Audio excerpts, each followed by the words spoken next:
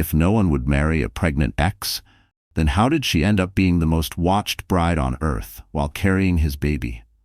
That night, millions of people witnessed the unthinkable. A woman who'd been dumped while pregnant, walking down the aisle with a billionaire, streaming the entire wedding live. No edits, no rehearsals, just truth and revenge. She wore a white gown, no tears in her eyes, and a smile that said no man had ever broken her. The man beside her, Ethan Vale, wasn't just the youngest billionaire on the Forbes cover. He was the definition of loyalty, of power.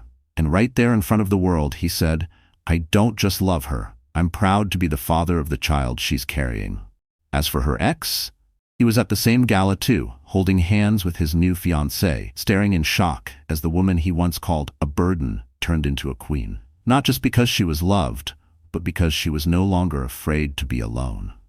This wasn't just a wedding, it was a comeback, a warning shot, and a wake-up call for every man who ever thought a pregnant woman could be thrown away. The ballroom gasped, and for a split second, time stopped. It was supposed to be his night, his victory lap after discarding the woman who, just months ago, carried his child and begged him not to walk away. Tonight, surrounded by media and luxury, Thomas Reed stood tall beside his new fiancée, a socialite with a surgically perfect smile and a diamond ring that screamed arrogance. He laughed, drank, posed for pictures, and kissed her publicly like nothing from his past mattered. Then the double doors creaked open, cameras turned, heads swiveled, champagne flutes paused midair. Standing at the entrance was the woman he once called a mistake. She was 6 months pregnant when he left her. And now? She was in a couture wedding gown that shimmered under the crystal lights, flawless makeup, chin high, and eyes sharp. But it wasn't just her presence that shattered the illusion of his perfect new beginning. It was the man standing next to her. Ethan Vale, billionaire, tech genius, global heartthrob, and now, husband of Thomas's unmarriable ex. The media didn't blink. They went feral. Dozens of cameras exploded into flashes. Live streams went viral within minutes. Hashtags erupted. Ex-wife glow up, from rejected to royalty, livestream wedding. The internet was watching, and they were living for it. As Thomas choked on his drink and his new fiancée clutched his arm in confused panic, the ballroom became a theater of poetic revenge. His ex, Ariel Monroe, smiled like the world was exactly as it should be.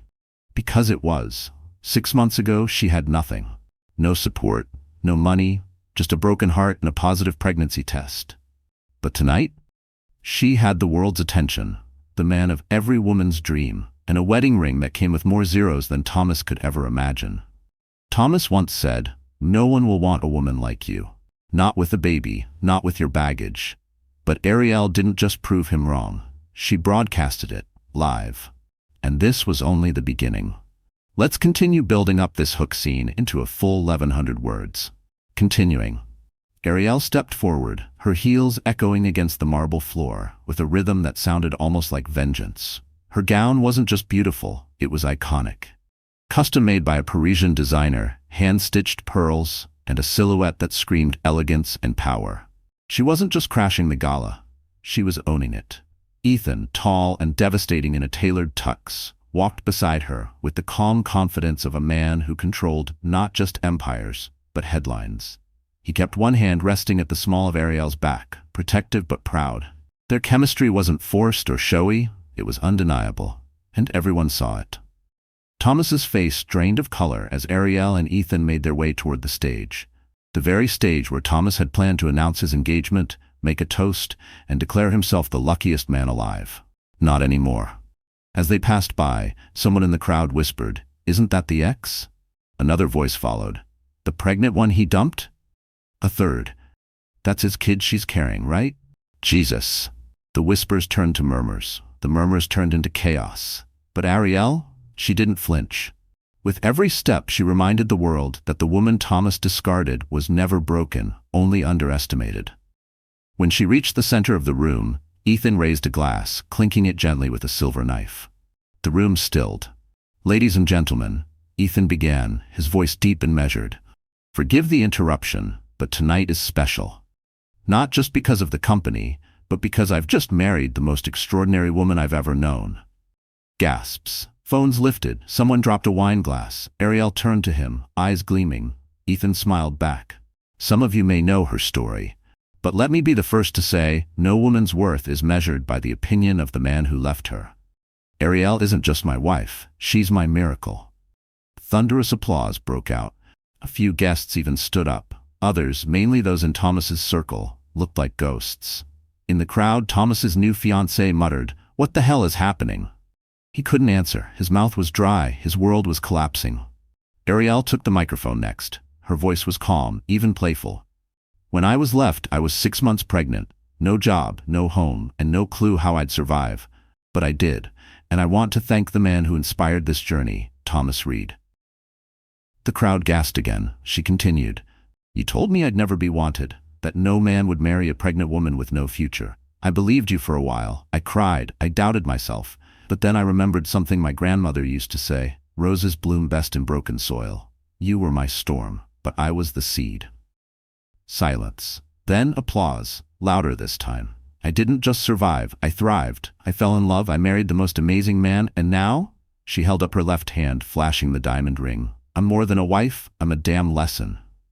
The room erupted. Every camera was on her. Every social media feed was flooded. Thomas had been annihilated not with rage, but with elegance. Not with violence, but with truth. This wasn't just revenge. This was history. And the world would never forget the night a billionaire married the woman her ex said no one would ever love. If anyone had told Ariel Monroe 2 years ago that she'd be trending worldwide on her wedding day, not as a scandalized ex but as a triumphant bride to a billionaire, she would have laughed through the tears. Back then, she was just Ariel, 28, a part-time waitress, a freelance photographer, and barely holding it together. She lived in a tiny studio apartment above a laundromat in South Brooklyn, where the scent of detergent never quite faded and the radiator made more noise than a subway train. It wasn't glamorous, it wasn't Instagram-worthy, but it was hers. After a rocky childhood bouncing between foster homes, she learned not to rely on anyone but herself. She worked 2 jobs, she cooked for one. And she trusted no one until she met Thomas. Thomas Reed came into her life like a lightning strike. He was polished, smooth, and wealthy in a way that made her feel like she was walking in a movie.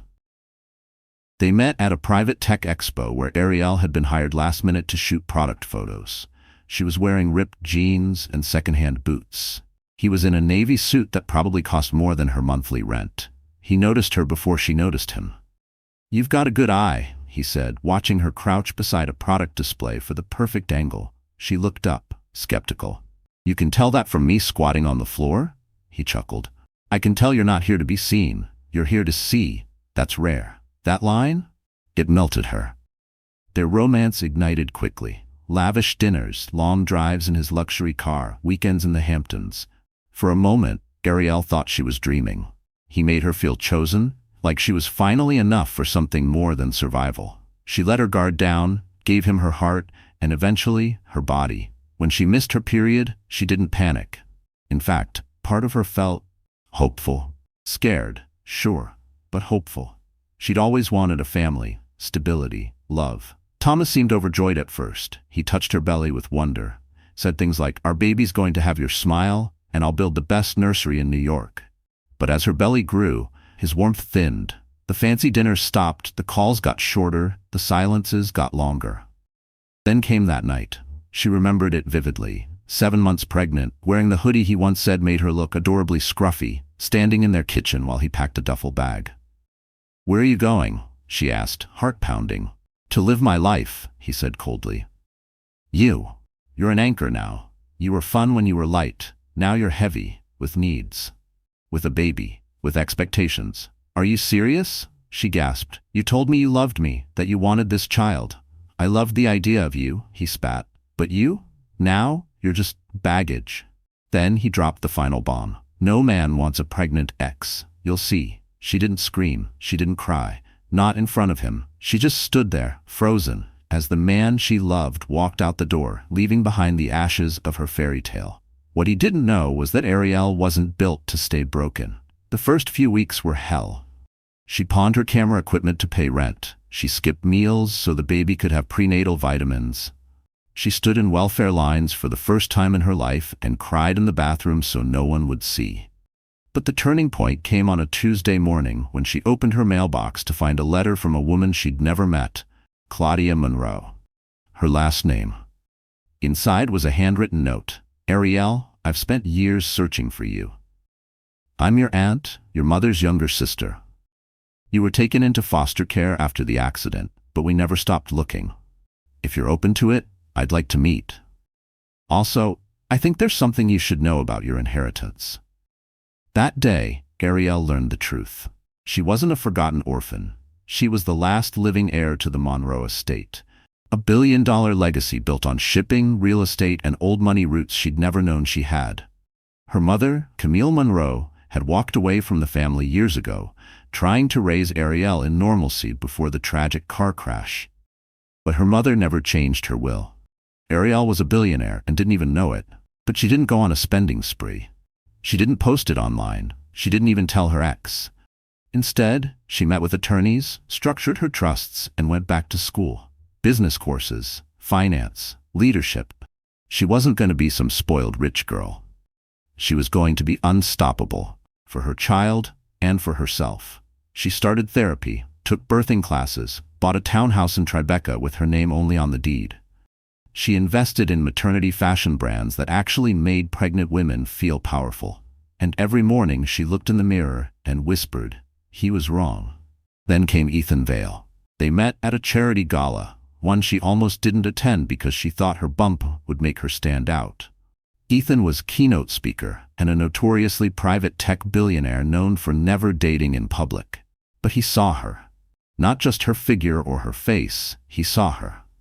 He walked up to her during cocktail hour and said, "You look like you've conquered hell and dared it to come back." She laughed, surprised. "You don't know the half of it."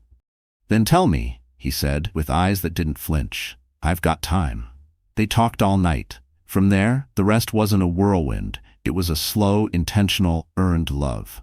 He came to doctor appointments. He held her hand during Braxton Hicks' contractions. He never tried to save her. He just stood beside her while she saved herself. And when he proposed, it wasn't in some flash mob spectacle. It was in her living room on a rainy Tuesday night with Chinese takeout and her belly kicking under a cashmere blanket. "I want to build a future with both of you," he said simply, "if you'll let me." She didn't cry. She smiled and said yes. Because she was no longer the girl who thought love meant being chosen. She was the woman who chose herself first. The Vale estate wasn't just a mansion. It was a monument to legacy, silence, and power. Tucked along the cliffs of Bridgehampton, its sprawling grounds stretched across 45 acres of manicured gardens, white rose hedges, reflecting pools, and ocean views that felt like they belonged in a dream. Generations of wealth had touched every inch of the land, but tonight, something different stirred in the air. Tonight, it wasn't just about wealth. It was about rebirth. The event had been advertised quietly but deliberately. An exclusive evening gala to raise funds for the Vale Foundation's Women's Health Initiative. The guest list included CEOs, diplomats, and Hollywood royalty. The press were told it was a private benefit. They weren't told it would double as a wedding. Not until it was already streaming live. From the first step onto the estate, guests were greeted by valet drivers in white gloves and escorted down a cobblestone drive lined with floating candles. The entry hall alone had ceilings 3 stories high, lined with imported Italian frescoes. But the real magic waited in the courtyard behind the estate, transformed into an ethereal ballroom under the stars. A glass dome had been custom-built just for the night. It shimmered like stardust against the black sky, laced with strands of light that looked like constellations. Beneath it, chandeliers floated mid-air, suspended by nearly invisible rigging, and cast golden hues across a floor of polished black marble. The centerpiece? A grand staircase made entirely of white orchids, descending into the main floor, where hundreds of guests stood in gowns and tuxedos, sipping champagne that never stopped flowing. It was opulence. It was spectacle. It was Ethan Vale. But despite the extravagance, the night had heart. On one side of the ballroom stood an enormous LED screen, streaming video clips from women's clinics the Vale Foundation supported. On another side, guests were invited to write messages to mothers and daughters on digital message boards, which would later be printed and sent to hospitals around the world. Ariel had insisted on it. She didn't want a wedding that only celebrated love. She wanted a wedding that created it, multiplied it, gave it away to people who needed it most. At the center of it all, her bridal suite overlooked the event from the second floor. It was quiet, almost sacred. Velvet drapes framed arched windows, the smell of gardenias wafted from fresh bouquets. Makeup artists moved in hushed tones. Stylists adjusted details on her dress with reverence. It wasn't just any gown, it was the dress. Designed by Valentina de Rossi, custom-stitched in Milan, the gown took 400 hours to complete. Silk layers fell like liquid light. Tiny crystals traced the neckline and disappeared into the sleeves like frozen stars. A cathedral-length veil hung behind her, but it was the hand-embroidered words stitched along the hem that made the dress unforgettable. What was once broken now wears a crown. It was her story, in fabric.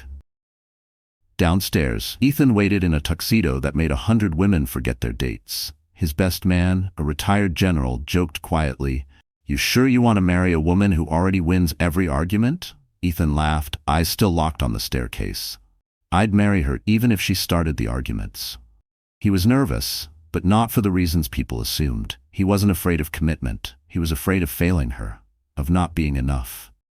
She had survived so much. She had rebuilt herself from ashes while pregnant and alone, and somehow she still loved him, chose him. That was the most humbling part. Then the music changed. Not a traditional wedding march, but a modern, symphonic remix of Rise Up by Andra Day. The notes climbed slowly, then soared, and the crowd turned. Ariel appeared at the top of the orchid staircase like a vision no one could have prepared for. The glass dome above reflected her like a living constellation. 1,000 phones lifted, cameras zoomed, but no one moved, no one spoke. Even Thomas Reed, standing in the far right corner with his fiancée clinging to his elbow, couldn't breathe. There she was, the woman he left, glowing, powerful, unbothered. A goddess carrying his child and marrying a man 10 times the man he'd ever be.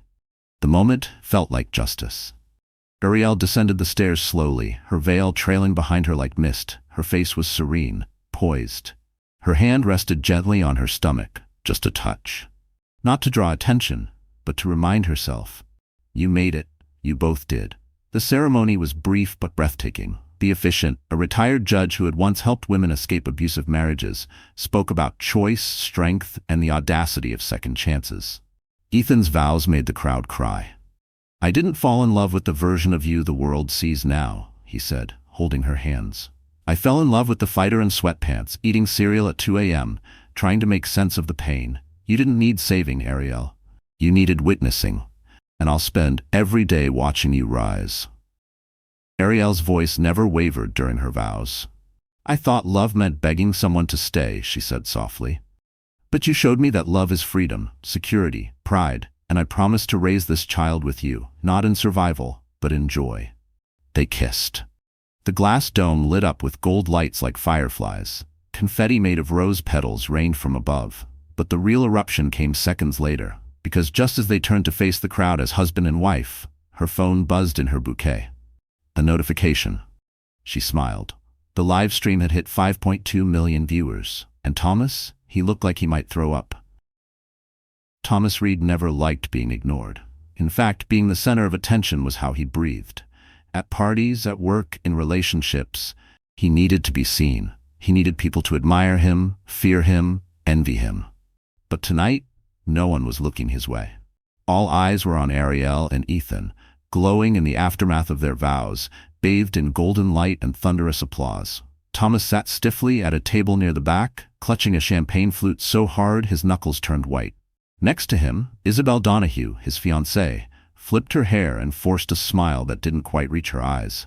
She had noticed the shift too. "They really did stream it," she whispered, watching guests around them gasp as they scrolled through their phones. "It's on every platform." Thomas didn't respond. His jaw clenched, his vision blurred with rage. He didn't just lose the spotlight. He lost the war. When he left Ariel, it was supposed to be final. He told himself she'd never bounce back. That no man in his right mind would take on a woman mid-pregnancy, especially one without money, status, or a family name. She had been disposable, an inconvenience to his climb. He was on the brink of landing a six-figure investor role with Rains and Coster, one of the city's most exclusive hedge funds. A crying baby and a tired girlfriend didn't fit the image, so he left her, coldly, callously, without warning or guilt. He moved into a high-rise in Tribeca, bought new suits, and posted photos with Isabel, his upgrade, at gallery openings and yacht parties. Ariel had messaged him twice after the breakup, once about her ultrasound, once asking if he'd at least be at the birth.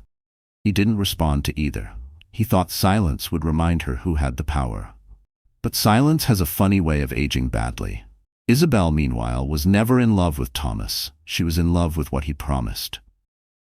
Tall, polished, and good at pretending to be more successful than he was, he fit the mold of the type of man she'd been raised to pursue. Her family didn't care about love.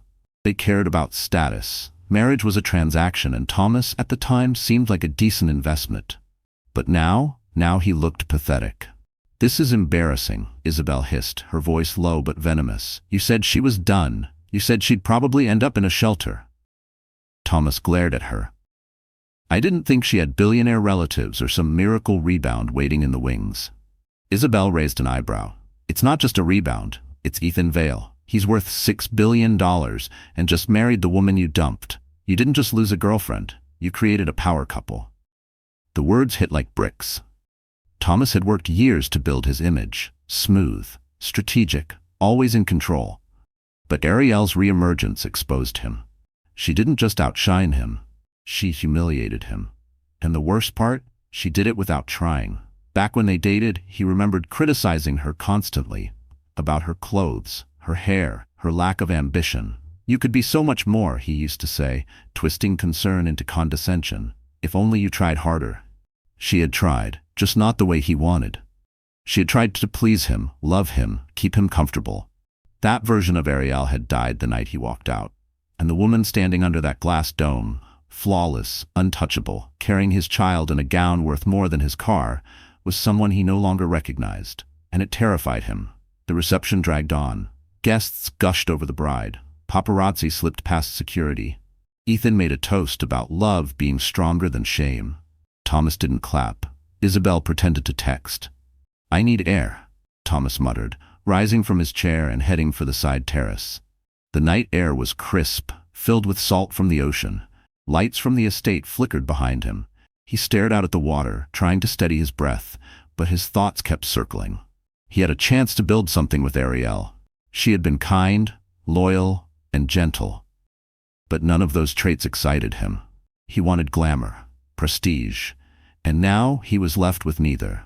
Behind him, Isabel followed. "You look like you're going to throw yourself off the cliff," she said flatly, arms folded. "Don't. Not before we get the prenup finalized." Thomas turned to her, bitter. "You're loving this, aren't you?" Isabel shrugged. "I'm just adjusting my expectations. I thought I was marrying a rising star, not the guy who became the internet's favorite villain." "You could leave, you know," he snapped. "I could," she said calmly, "but I don't run when things get messy. I just start planning a new strategy." He hated her sometimes, her calculating gaze, her constant need for leverage. But deep down he also feared her, because she saw straight through him. "I made a mistake," he said suddenly. "With her?" Isabel asked. "With everything." Isabel looked at him for a long moment. "Well, maybe you did. But here's the thing, Thomas. She's not coming back. You left her when she was at her weakest, and now she's got power, a platform, and a husband who actually wants to be there." She moved closer, her voice dropping. "You know what I realized tonight? You weren't afraid of her failing. You were afraid of her winning without you." Thomas flinched. She was right. Ariel's strength scared him because it didn't need him. He wasn't her hero. He was her villain. He looked back toward the ballroom. Through the glass he saw Ariel laughing, her head tilted back as Ethan whispered something in her ear. The crowd adored her. The media praised her. And millions of viewers watched her become the woman he swore no one would want. She didn't just prove him wrong. She rewrote the ending he thought he controlled.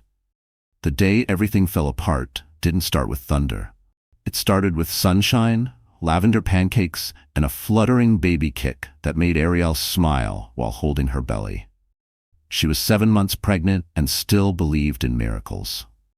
She still believed in Thomas. He had promised to meet her for brunch after work.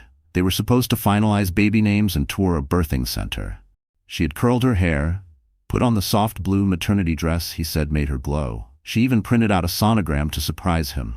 She waited at the cafe for over an hour. No text, no call. Her phone sat on the table like a dead thing. She stared at it until the waiter, gently embarrassed, offered her a to-go box on the house. Her eyes burned, but she smiled politely, thanked him, walked home in silence. Still, she excused it. Work emergency, she told herself. He's stressed, he'll explain. But the next morning brought headlines she wasn't prepared for. Page6.com. Tech investor Thomas Reed spotted with NYC socialite Isabel Donahue. Reed's hand was seen resting on her lower back as they entered the private dining room at Le Marais. Ariel blinked, then blinked again. She zoomed in on the grainy photo. There he was. The man who said he was working late. The man she made pancakes for. The man who hadn't returned a single message in 48 hours, holding another woman like she was his future. The betrayal didn't hit all at once. It came in waves. The first wave was denial, then panic, then heartbreak that felt like labor pains, but in her chest. She texted him, "Tell me this isn't what it looks like." He didn't reply. She called him, voicemail, straight to voicemail. 3 hours later, she received a text. No greeting, no apology. "It's over. You deserve someone who wants what you want. I don't." She stared at the message. Her fingers trembled. Her belly kicked. She felt dizzy. That night, her world didn't just break, it exploded. The days that followed were a blur of sobbing, silence, and shame. Her phone buzzed constantly, not from him, but from gossip blogs tagging her name. She wasn't famous, but she was visible now. Every headline called her the pregnant ex. Paparazzi hovered outside her apartment, hoping to catch her crying in sweats. And she did cry, but not for Thomas. She cried for the woman who trusted him. The woman who thought being quiet and loyal would earn protection. The woman who believed in fairy tales and family. That woman had died. The betrayal wasn't just personal, it was public. He hadn't left quietly, he hadn't respected her privacy. He flaunted Isabel like a trophy, while Ariel's body ached and changed daily to carry a life he helped create. At one point, a tabloid posted a poll. Should Thomas Reed be forced to support his ex's baby? The comments were brutal. She trapped him. He's upgrading. She should have locked it down before getting knocked up. It was like the internet had torn open her uterus and decided her worth based on his net worth. She stayed off social media for weeks. The baby moved constantly. Each kick reminded her that she couldn't stay shattered, that something innocent depended on her rising from this wreckage. Then came the final blow. A charity gala. Same night they were supposed to have their baby shower. She hadn't planned to attend, but a friend had texted, "You need to see this." The live stream played on her laptop. High society, black tuxedos, champagne towers, and there, center stage, Thomas with Isabel on his arm. He introduced her as the woman who made him believe in real love again. Ariel stared at the screen, hand on her belly, breath shallow. Then Isabel leaned in, kissed Thomas on the cheek, and said into the microphone, "Some women are meant to be mothers. Others are meant to be muses. I guess I'm lucky. I get to be both." The crowd laughed. Thomas smirked. Ariel's vision tunneled. They knew what they were doing. It was intentional, cruel, a declaration of war disguised as a toast. She stood from her couch and nearly collapsed. But instead of crying, she walked to the bathroom mirror. She stared at herself. Eyes puffy, hair undone, oversized hoodie hanging off one shoulder. Then, slowly, she peeled the hoodie off. Underneath, her belly curved gracefully. Her body, stretched and marked by new life, didn't look broken. It looked powerful. She wasn't just a woman scorned. She was a woman chosen, by life itself, to protect something sacred. That night, she didn't fall apart. She made a plan. She called a lawyer the next day. Not to sue Thomas, not yet, but to secure custody rights and draw up parenting boundaries. She wouldn't beg him to be a father, but she'd make sure he never had power over their child's future. Then she met with her aunt, Claudia Monroe, for tea. For weeks, Claudia had been trying to reconnect, to explain her family's legacy. Ariel had pushed her away, afraid of opening another door just to be left alone again. But now she was ready to open all the doors. The betrayal that was meant to break her had done the opposite. It woke her up. And the woman staring back in the mirror? The one carrying a child and a grudge? She wasn't going to disappear quietly. She was going to rise louder than they ever imagined. Ariel didn't sleep for 3 nights straight after the gala livestream.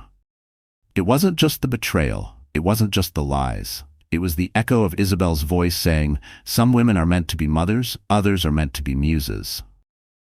It was the way Thomas laughed at that line, like her pregnancy was a punchline. That laugh haunted her. Every time she closed her eyes, she saw them, drinking champagne, smiling for cameras, erasing her like she had never existed. Like the child growing inside her wasn't real. Like she was just a placeholder until someone more inspiring showed up. By the 4th day she cracked. The apartment felt like a prison. Every room reminded her of him. The couch where he used to rub her feet. The kitchen where he said he couldn't wait to cook for their baby. The bathroom mirror where she once practiced telling him, "We're having a girl." She had thrown up that morning, not from morning sickness, but from heartbreak. She stood in front of the fridge, staring at the takeout container she hadn't touched. Her phone buzzed with messages from her aunt, her lawyer, a couple of friends. But she ignored them all. Then she dropped to the floor. No drama, no noise, just collapsed slowly like her bones stopped working. She sat there for 2 hours, her back against the fridge, knees curled up, hands resting on her belly. Why did he leave us? She whispered to the air. Why weren't we enough?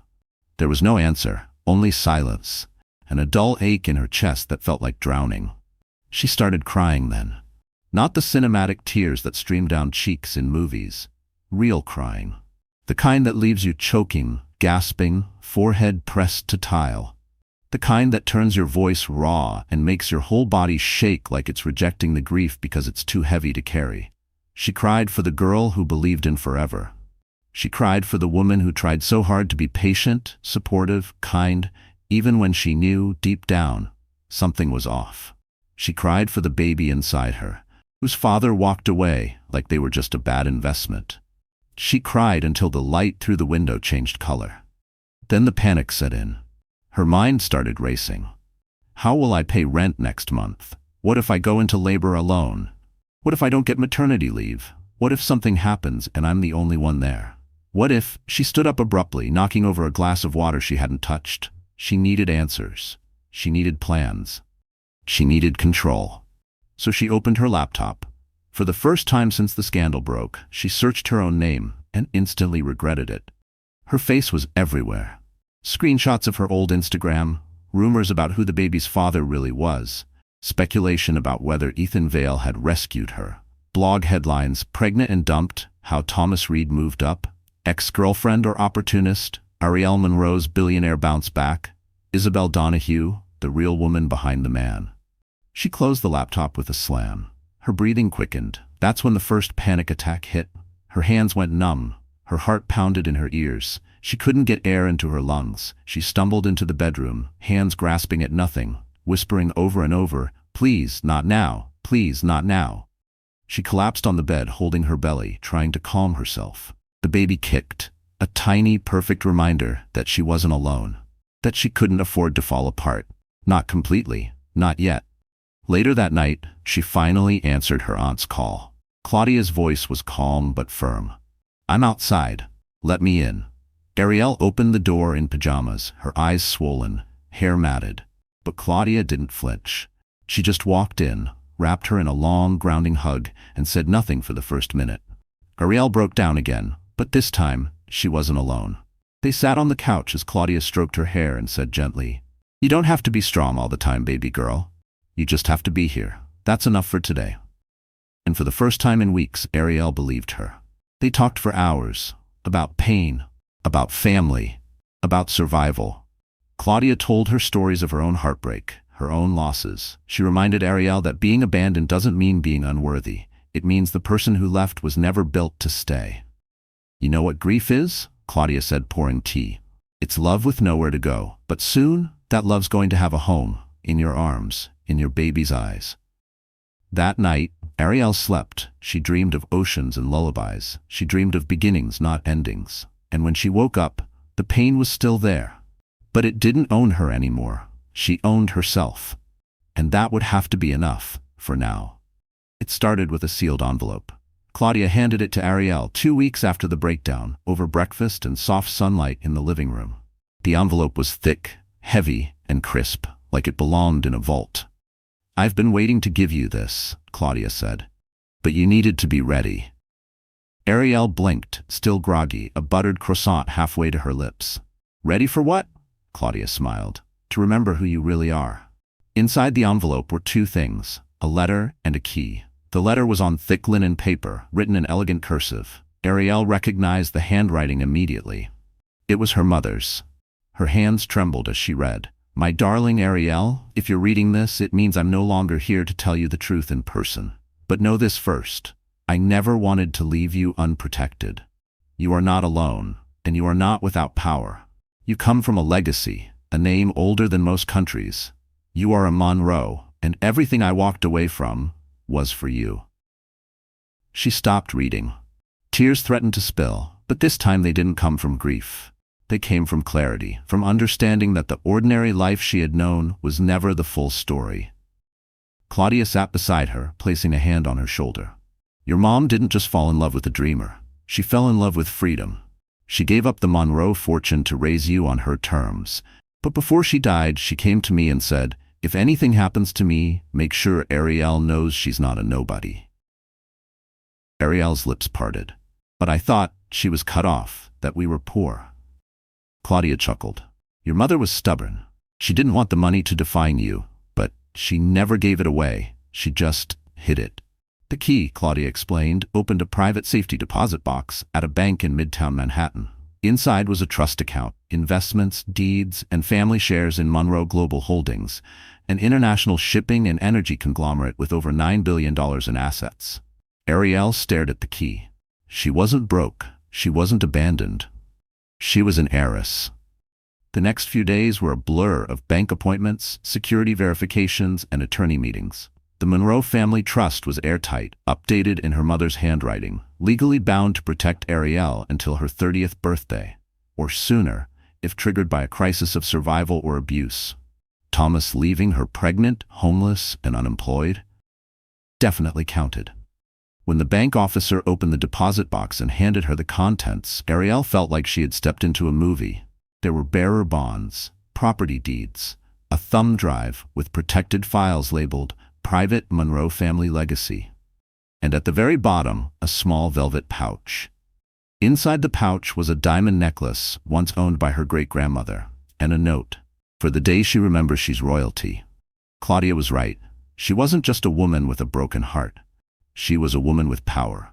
And the first thing she did with that power?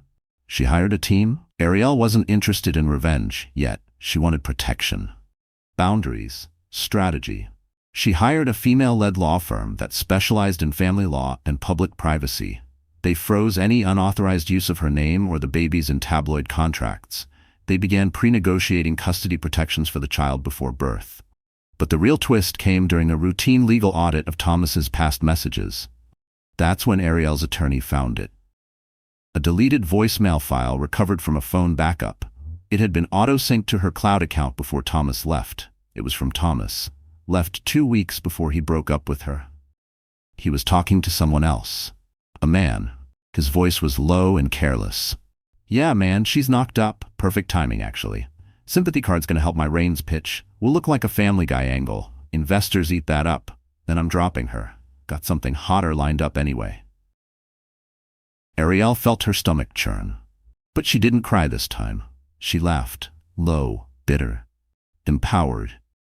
She saved the voicemail, sent it to her lawyer, and added it to a sealed file named "For the Day He Tries to Come Back."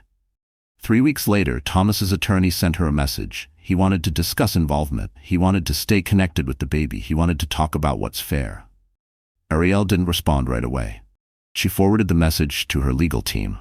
Then she poured a glass of iced tea, sat on her sunlit balcony, and smiled.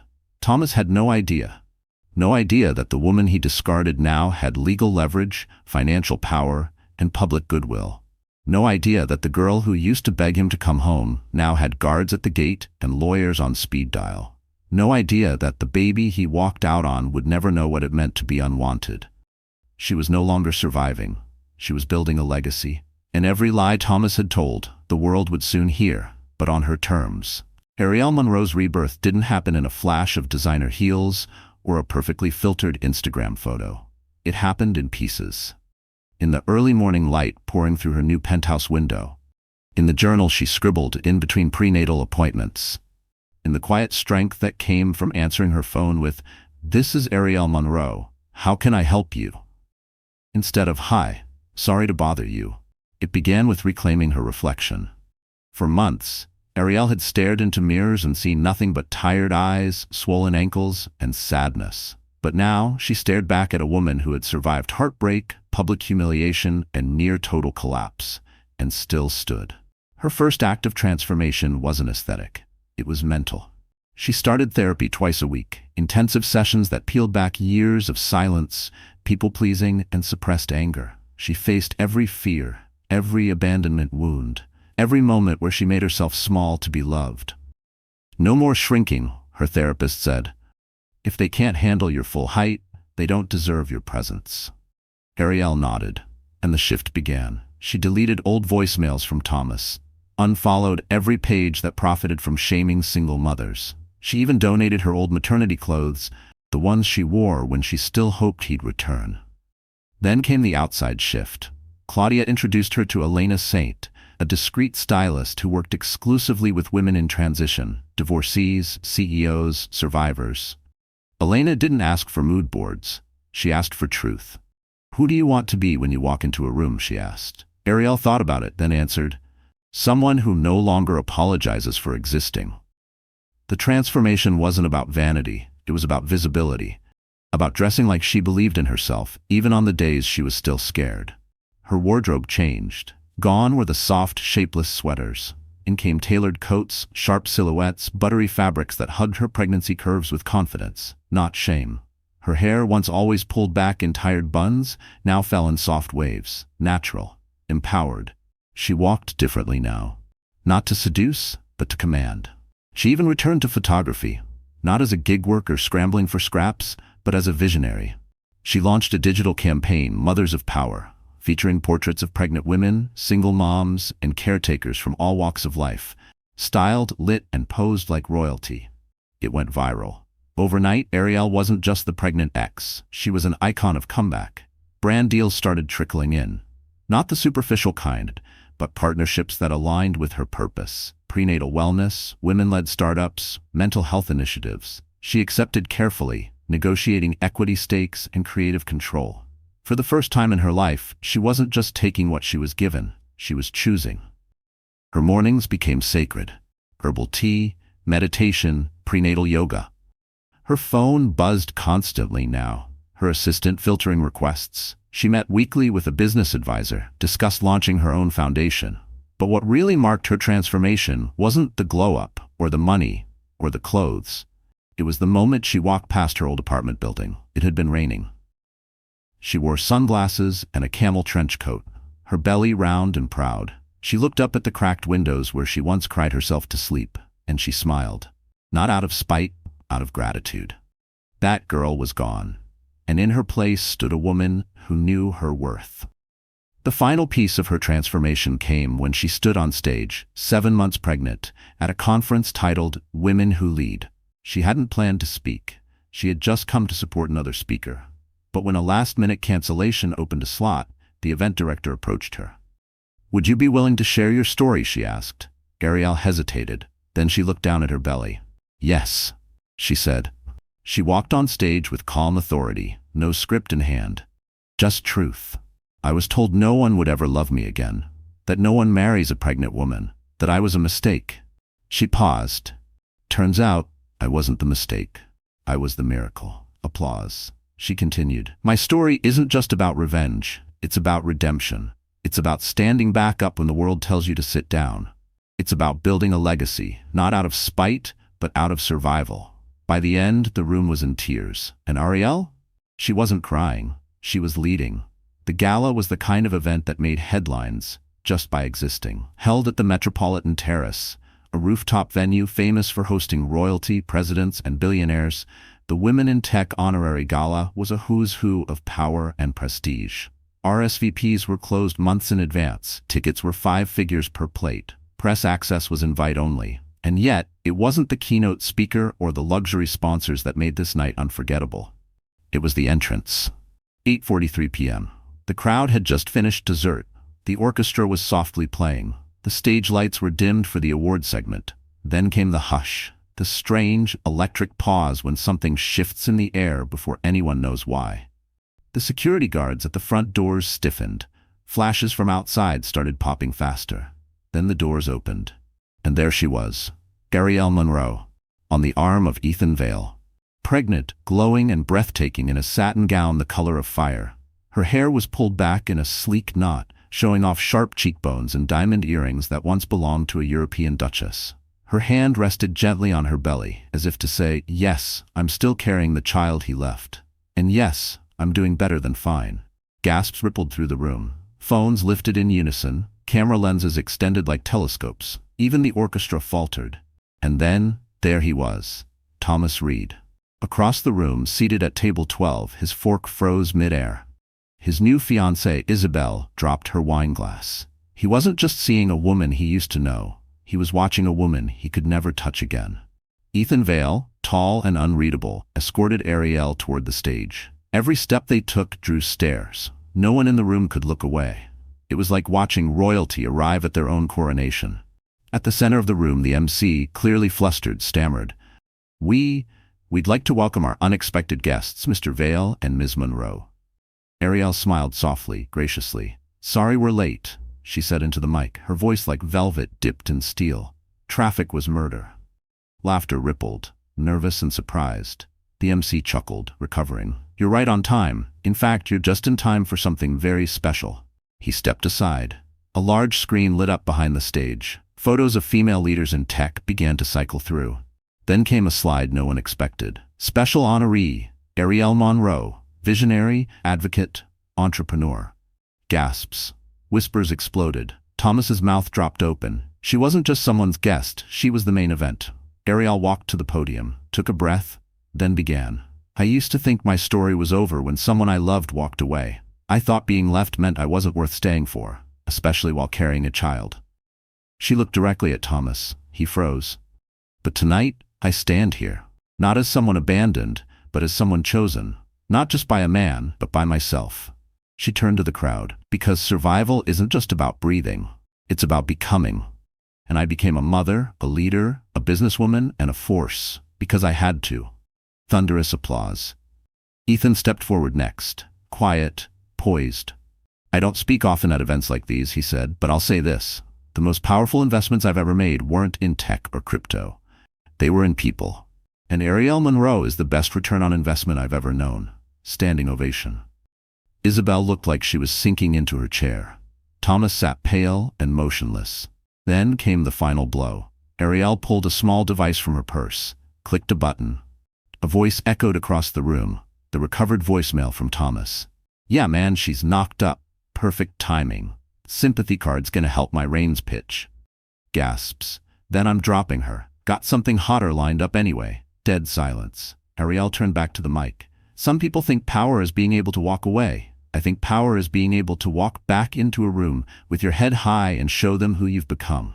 Cameras clicked nonstop. Twitter exploded. Livestream surged. Thomas? He wasn't just exposed. He was finished. After the speech, Arielle didn't stay for long. She posed for a few photos, gave a short interview, accepted flowers from the event organizers. Then, with Ethan beside her, she made her exit. Graceful, powerful, unforgettable. Outside, a reporter shouted, "Arielle, what do you say to women watching tonight who've been through what you have?" She paused, smiled, then answered, "Don't wait for someone to come back. Build something so beautiful they regret ever leaving." Arielle Monroe didn't become a legend because she married a billionaire. She became a legend because she rebuilt herself when the world handed her a hammer and said, "Stay broken." Weeks after the gala, the buzz still hadn't died down. News outlets replayed the voicemail. Social media turned her story into a movement. Hashtags like "pregnant and powerful," "Arielle effect," and "reclaim your crown" trended for days. But Arielle didn't bask in the spotlight. She redirected it. She launched a non-profit foundation called Unbroken.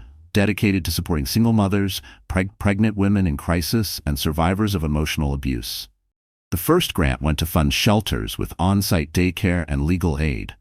The second funded a tech boot camp for single moms wanting to re-enter the workforce. In interviews, she refused to play the victim. "I'm not the girl who got dumped while pregnant," she said. "I'm the woman who remembered who she was and dared to act like it." Her TED Talk broke a viewership record within 48 hours. "I used to believe strength meant being silent, that if I just held it together long enough, someone would see my value. But here's the truth. Begging doesn't make you loved. Shrinking doesn't make you safe. And silence doesn't make you strong. Speaking up does." Her words echoed across college campuses, domestic violence centers, corporate boardrooms. And one thing became clear. Arielle Monroe wasn't just telling her story. She was rewriting the stories of women everywhere. One afternoon, she sat in the nursery, rubbing her round belly, surrounded by soft light and the quiet hum of a lullaby playlist. The room was perfect, a blend of modern design and vintage charm. Bookshelves filled with stories, a rocker by the window, a mobile of stars dangling from the ceiling. It was ready. She was ready. Not because she had all the answers, not because she had a ring or a perfect past, but because she had herself, all of herself. And that was enough. As she folded tiny onesies, her phone buzzed. It was a message from a young woman named Dana. "In Milwaukee. I watched your story. My boyfriend said the same thing. No one's gonna want you pregnant." I almost believed him. "But then I saw you walk into that room like a damn queen. I'm choosing me now. Thank you." Arielle smiled, heart full. The movement wasn't about her anymore. It was about them. The millions of women who had been told they were too much or not enough, who had been left behind, talked down to, laughed at, underestimated. This was for the girls who cried in bathrooms and still showed up to work. For the women who stayed quiet at dinner tables while men took credit. For the mothers who raised empires from broken hearts and borrowed money. This was for every woman who ever asked herself, "Am I hard to love?" and never got an answer that felt like the truth. Arielle had the answer now. No, you are not hard to love. You are just not meant to be loved by cowards. When her daughter was born, Arielle named her Nova. It means new beginning. And as she held her in that hospital room, her hand in Ethan's, the city skyline blown beyond the window, she whispered, "You'll never have to shrink to fit into love. Not on my watch." Months later, she stood on the cover of Forbes. The headline read, "From pregnant and publicly dumped to powerhouse philanthropist, the rise of Arielle Monroe." And underneath in small print, "Sometimes, being underestimated is the greatest gift of all." In her next keynote speech, she closed with this: "To every woman out there waiting for closure, stop waiting. Closure is what they give you when they're done. Power is what you give yourself when you decide you're just getting started." She smiled, held the mic like a sword. Let this be your wake-up call. You don't need to be rescued. You need to remember you were never weak, just quiet. But not anymore.